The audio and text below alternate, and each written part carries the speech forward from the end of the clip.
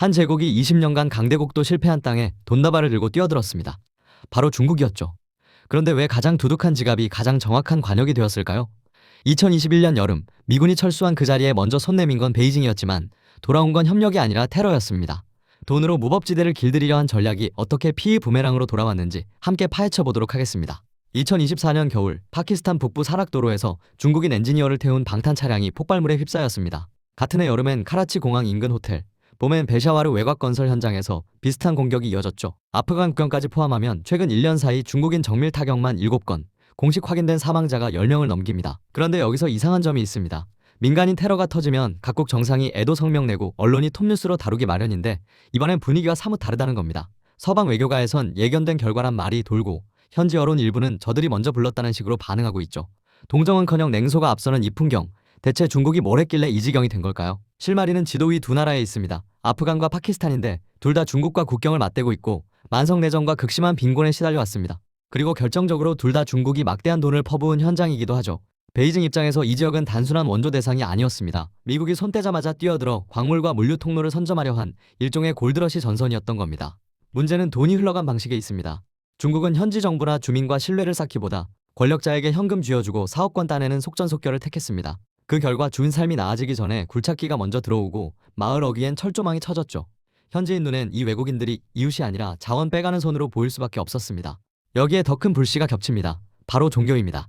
탈레반은 이슬람 신정 체제를 내세우고 파키스탄 북부 부족 지역에도 다양한 이슬람 무장 세력이 뿌리내리고 있죠. 이들에게 중국은 무슬림 형제를 탄압하는 제국이란 낙인이 찍혀 있습니다.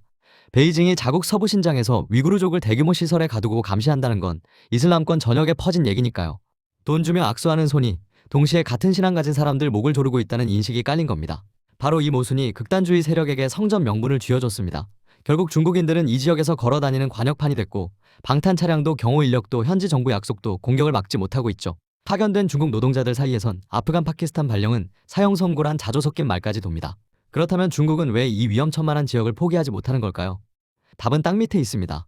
2007년 중국 국영기업이 카불 남쪽 아이낙 구리광산 개발권을 따냈습니다. 수십억 달러를 투자해 세계 최대급 구리광산을 열겠다고 호언했죠. 그런데 2025년 현재 계약 체결 후 18년이 지났지만 구리 1톤도 생산하지 못했습니다. 광산 부지 곳곳에 고대 불교 유적이 묻혀 있어 발굴 전 조사가 끝없이 이어졌고 거기에 치안 불안까지 겹치면서 중장비 반입조차 제때 이루어지지 않았기 때문입니다. 그럼에도 베이징이 이 땅을 포기하지 못하는 이유가 있습니다. 힌두쿠시 산맥이 병풍처럼 두른 아프간 땅 밑엔 리튬, 구리, 코발트, 히토류가 켜켜이 쌓여 있는데 미국 지질조사국 추정에 따르면 매장 가치가 우리 돈으로 1경 원을 훌쩍 넘깁니다. 서울 면적을 수십 번 포갠 크기의 광맥이 거의 손도 안 댄 채 잠들어 있는 셈이죠. 전기차 배터리 핵심 원료인 리튬을 손에 넣으면 광산부터 완성 배터리까지 수직 계열화가 완성되니 베이징으로선 군침이 돌 수밖에 없습니다. 기회의 문이 열린 건 2021년 8월이었습니다. 미군이 20년 주둔을 끝내고 철수하자 탈레반이 카불을 접수했고 전 세계가 등 돌릴 때 베이징은 정반대로 움직였죠.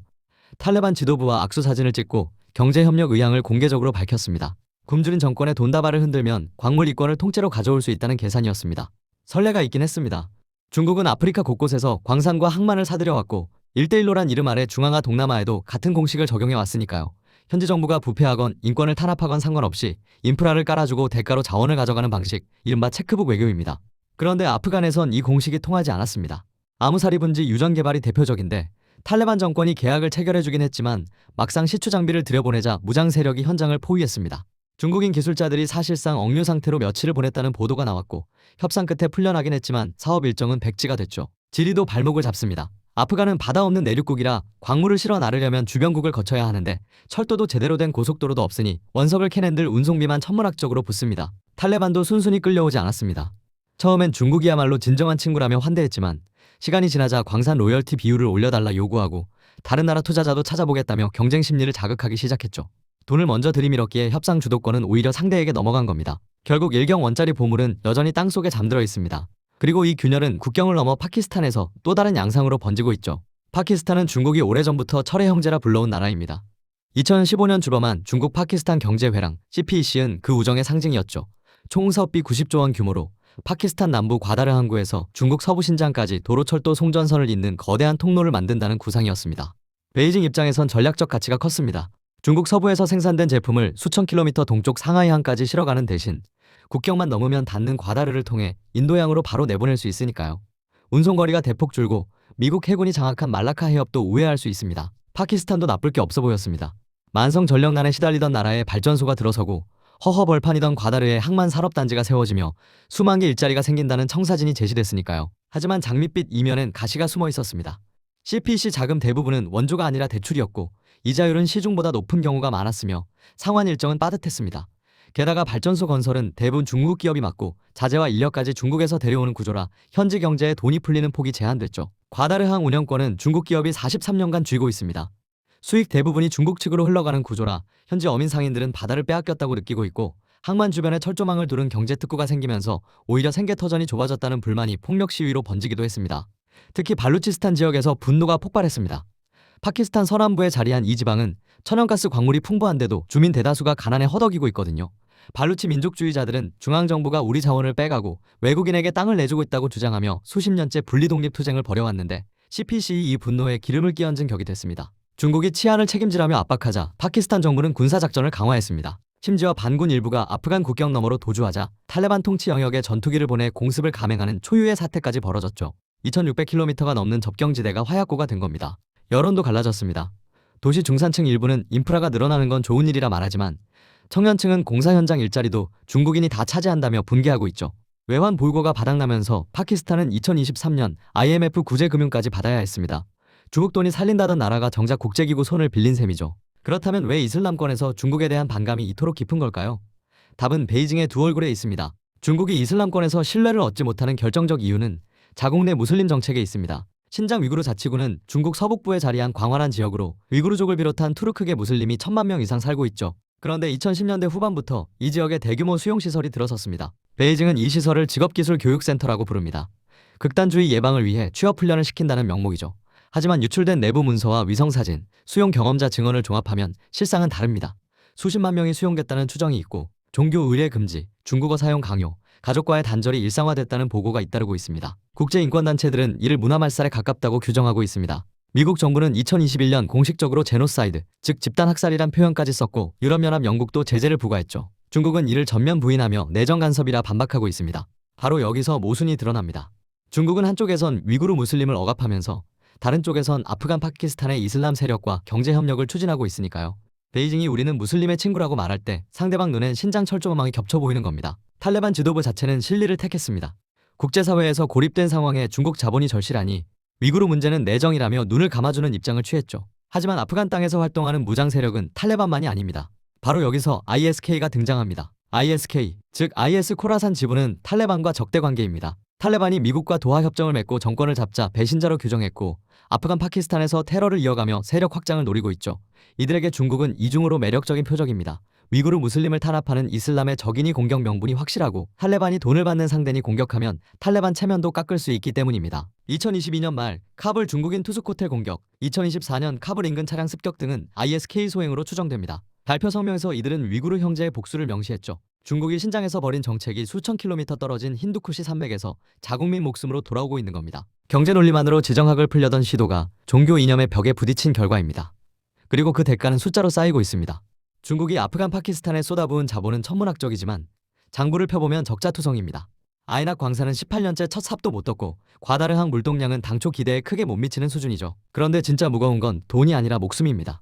2020년 이후 아프간 파키스탄에서 사망한 중국인은 공식 확인된 사망자만 10명 이상이고 부상자를 포함하면 더 많을 것으로 추정됩니다. 해외 대형 프로젝트에서 이 정도 피해가 누적되면 보험료 급등, 인력 파견 기피, 현지 경호비용 폭증으로 이어지죠. 한 명 파견에 경호원 여러 명 붙이고 이동 경로를 수시로 바꾸고 숙소마다 보안시설을 깔아야 하니 사업 채산성이 뿌리부터 흔들리는 겁니다. 베이징은 이 손실을 감수하면서까지 버티고 있습니다. 물러서면 지금까지 투입한 매몰 비용이 수포로 돌아가고 무엇보다 강대국 체면이 구겨지니까요. 그런데 현지 주민 눈에 이 악착 같음은 피를 보면서도 자원을 포기 못하는 집착으로 읽힙니다. 파키스탄 경제 역시 CPC의 열매보다 부작용이 두드러지고 있습니다. 전력 공급이 늘긴 했지만 발전소 건설 부채 상환과 연료 수입비가 재정을 짓누르고 전기료는 급등해 가계 중소기업 부담이 커졌죠. 물론 모든 책임이 중국에만 있는 건 아닙니다. 파키스탄 정치인들의 부패, 탈레반의 통치 무능, 지역 군벌 발호 등 현지 요인도 큽니다. 그러나 중국식 속전속결 자본 투입이 이런 취약 구조 위에 올라타면서 문제가 증폭된 측면은 부인하기 어렵습니다. 그런데 이 딜레마, 중국만의 문제로 끝나지 않습니다. 글로벌 공급망 한가운데 신장 위구르가 자리 잡고 있기 때문이죠. 신장에서 시작된 균열은 세계 제조업 심장부까지 뻗어 있습니다. 이 지역에서 전 세계 폴리실리콘의 상당 부분, 추정치로 40% 안팎이 생산되고 있죠. 폴리실리콘은 태양광 패널의 핵심 소재입니다. 탄소 중립을 외치는 각국 정부, 친환경을 표방하는 기업들이 쓰는 태양광 전지 상당수가 바로 이 땅에서 시작된다는 뜻입니다. 문제는 생산 과정에 강제 노동 의혹이 붙어 있다는 점입니다. 수용소 경험자들은 시설 안에서 공장 일을 시켰다, 퇴소 후에도 지정 공장에 배치됐다고 증언하고 있죠. 독립적인 실태 조사가 불가능한 상황이라 정확한 규모는 알 수 없지만 의혹은 계속 커지고 있습니다. 미국은 2021년 위구르 강제노동 방지법을 제정해 신장산 제품 수입을 원칙적으로 금지했습니다. 유럽연합도 비슷한 규정을 추진 중이고 영국, 캐나다, 호주 등이 동참하고 있죠. 태양광 패널뿐 아니라 면화, 토마토, 가공품, 부품에 이르기까지 신장 연결고리가 있으면 세관에서 막히는 시대가 된 겁니다. 한국 기업들도 자유롭지 않습니다. 글로벌 완성품 업체에 납품하려면 공급망 인권 실사를 통과해야 하는데 중국 협력사를 쓰는 경우 그 협력사의 원자재 출처까지 추적해야 하기 때문이죠. 만약 부품 하나가 신장산 소재로 연결되면 수출길이 막히거나 계약이 파기될 수 있습니다. 실제로 유럽 바이어들이 한국 태양광 모듈 업체에 신장 원료를 안 쓴다는 증명서를 내라고 요구하는 사례가 늘고 있습니다. 증명서를 떼려면 공급선을 말레이시아, 독일, 미국산으로 대체해야 하는데 단가가 뛰고 납기가 늘어나죠. 반대로 이 상황을 기회로 삼는 흐름도 있습니다. 동남아, 인도, 중동 일부 국가가 신장 프리 공급망을 앞세워 투자를 유치하고 선진국 기업들은 공급망 다변화를 가속하고 있죠. 중국 중심의 세계 공장 구도가 인권 지정학 리스크 앞에서 재편되는 조짐입니다. 여기에 기술 변화까지 겹칩니다. 리튬 추출 기술이 발전하면서 남미 염수호나 해수에서 리튬을 얻는 방법이 상업화 단계에 접어들었고 폐배터리 재활용 산업도 커지고 있죠. 아프간 광물에 대한 절대적 의존도가 낮아지면 베이징의 집착도 줄어들 수 있습니다. 테러 위협이 현지 진출 기업의 생명을 위협하고 공급망 규제가 세계 시장판을 흔드는 상황. 이 이중 압박 속에서 중국은 어떤 출구를 찾고 있을까요? 베이징이 처한 딜레마는 명확합니다. 물러서면 수조 원의 매몰 비용과 체면을 잃고 밀어붙이면 목숨값과 국제 고립이 늘어나죠. 지금까진 버티기를 택했지만 내부에서도 노선 재검토 목소리가 나온다는 보도가 있습니다. 실제로 2020년대 들어 중국 해외 대출 규모는 2010년대 중반 정점 대비 절반 이하로 줄었습니다. 아프리카 중앙화 일부 프로젝트가 연기되거나 축소됐고 대출 조건도 까다로워졌죠. 파키스탄 CPC 역시 신규 사업보다 기존 발전소 도로 완공에 집중하는 쪽으로 무게가 옮겨가고 있습니다. 그러나 아프간 광물과 과다르항처럼 전략자산으로 분류된 사업은 예외입니다. 베이징 내부 논리로는 다른 데서 줄여도 이건 놓치면 안 된다는 거죠. 문제는 전략자산일수록 현지 반발도 크고 테러 표적이 될 확률도 높다는 점입니다. 신장 인권 문제에 대한 태도 변화도 관건입니다. 국제사회가 인권 이슈를 무역 규제로 연결하는 추세가 뚜렷한데 베이징은 내정 간섭이라며 물러서지 않고 있죠. 이 태도가 바뀌지 않는 한 이슬람권에서 이미지 회복은 요원하고 공급망 제재 압박도 완화되기 어렵습니다. 현지 국가들도 수동적이지만은 않습니다. 파키스탄 정부는 CPEC 재협상 카드를 꺼내 이자율 인하와 상환 연장을 요구하고 탈레반은 광산 계약 조건을 수정하자며 버티고 있죠. 빚진 쪽이 오히려 채권자를 압박하는 역전 구도가 형성된 겁니다. 결론적으로 중국이 덫에서 빠져나오는 길은 좁고 지금까진 빠져나오려는 의지보다 버티려는 관성이 강해 보입니다. 하지만 세계 공급망 재편, 현지 국가들의 역공, 기술 변화 등 외부 압력이 누적되면 언젠가 노선 수정이 불가피해질 수 있습니다. 중국이 아프간 파키스탄에서 벌인 실험은 한 문장으로 요약됩니다. 돈으로 질서를 살 수 있다는 믿음이 현실의 벽에 부딪힌 것이죠. 부패한 엘리트와의 거래는 단기 계약을 가져다 줬지만 주민의 신뢰와 현장의 안전은 사주지 못했습니다. 한국에도 이 이야기는 남의 일이 아닙니다. 우리 기업과 근로자가 중동 서남아 건설 현장에 다수 진출해 있고 중국인과 외모가 비슷하다는 이유로 오인 공격 위험에 노출됐다는 보도가 있습니다. 일부 현지 근로자들이 신원 구분을 위해 작업복에 태극기를 부착한다는 얘기도 들리죠. 중국발 지정학 리스크가 우리 안전에도 영향을 미치고 있다는 경고입니다. 공급망 문제는 더 직접적입니다. 신장 원료 연결 고리를 끊지 못하면 유럽, 미국 시장 접근이 막힐 수 있고 끊으려면 비용 상승을 감수해야 합니다. 친환경 전환과 인권 실사란 두 과제가 동시에 들어왔는데 둘 다 외면하면 글로벌 무역 질서에서 뒤처지게 됩니다. 속도와 규모로 세계를 주름잡던 중국식 모델이 한계를 드러낼 때 그 공백을 누가 어떤 방식으로 채울 것인가? 한국이 그 흐름 속에서 단순한 방관자가 아니라 능동적인 행위자로 설 수 있을 것인가? 오늘 준비한 영상은 여기까지입니다. 감사합니다.